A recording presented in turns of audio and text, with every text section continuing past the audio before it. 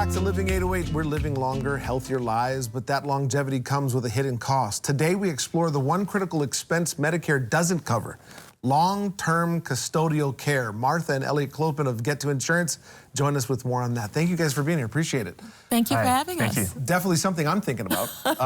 You get up in your years and you want to think of maybe you're not there yet, but you're at least helping people. So let's talk about it. How do we pay for custodial care or ourselves for loved ones without draining bank accounts? Right. Well, John, it's that one blind spot, a truly unplanned expense. Whoever thinks about when they're unable to dress themselves or bathe themselves or cook meals. So what happens is this insurance that you have is for health expenses, not for needs like custodial care, like dressing, bathing, and things like that. So it's really important to understand that this is something that you have to plan for. And what's so interesting is we have at least 10, 15, 20 years longer. Everybody's living longer, but no one has given you any kind of a playbook for how you plan to pay for these expenses. Yeah, absolutely. It's definitely something, like I said, I'm thinking about. And a lot of people assume that, well, it's just taken care of. Medicare will take care of it, or the grandparents are taken care of. But that's not actually correct, is it? No, not at all. That is one of the biggest misperceptions out there, that Medicare will cover activities of daily living. Again, like that bathing, dressing, things like that. But I was looking at a chart recently, and it said that the average retiree has about $36,000 of monthly income, and cost to bring in somebody to care for you, go to the next level of care, $64,000 to $100,000 a year. So how can somebody afford it? So that's why it's important to start this conversation. Medicare usually thought as the safety net. There's got to be an alternative, though. You're here to tell us that, yes? Exactly. Okay.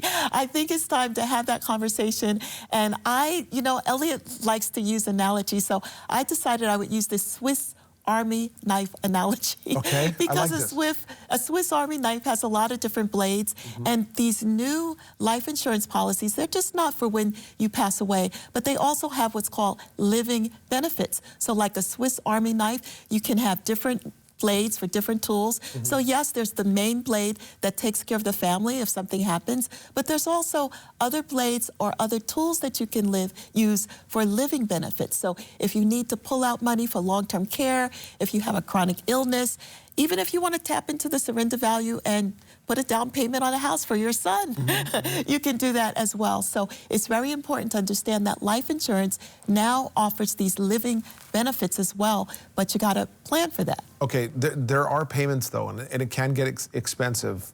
You guys have so many different things, information and tips. Elliot, I want to get you into the conversation.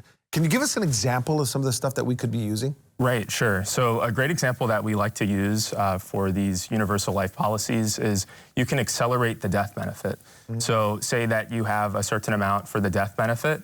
With these policies, you can add a long-term care rider onto them, so you can accelerate that death benefit, and then you can use it for activities of daily living, whether you need some help in the home or whether you're going to go to an assisted living facility. There's also some products that have an indemnity feature where if the claim gets approved, they'll pay you the cash directly, and then you can decide on what you want to do with the cash. So that's one of our prime examples of accelerating these living benefits and using them on something instead of just the death benefit, because they're much more complex than that now. Yeah. So you already know all this stuff. This is great. But for somebody that's not thinking about it, that should be thinking about it, that wants more information, that's watching right now, I know we can call you guys, but give us information on how we can find out. Right, yeah, absolutely. So the main thing is to have that conversation first. So you can call us, you can give me a call, 808-490-5979, and we can just have that initial conversation. We can, I can generate a quote, and we can just talk about what the needs are, and I can give you information on the programs. And then the second step is actually to have the conversation with your family, whether it's your siblings, adult children, mom and dad, and ask that question, what do we do if somebody needs extended care over a long period of time? What is our family plan? And if you want to continue that conversation after that discussion, we're here, 808-490-5979, and then we also have our website with our contact information, gettoinsurance.com. He's getting good at this stuff. Isn't he amazing? He's getting really good at this stuff. Man, oh man, that's great. Or if you just want to have a nice conversation with Elliot, go ahead and give him a call, and then he'll tell you a whole bunch of other stuff. Right? He's really, really good at helping people understand how to talk to their older relatives about planning for this. He's excellent. All kidding aside, though, I think it's really serious. Like you said, have a conversation.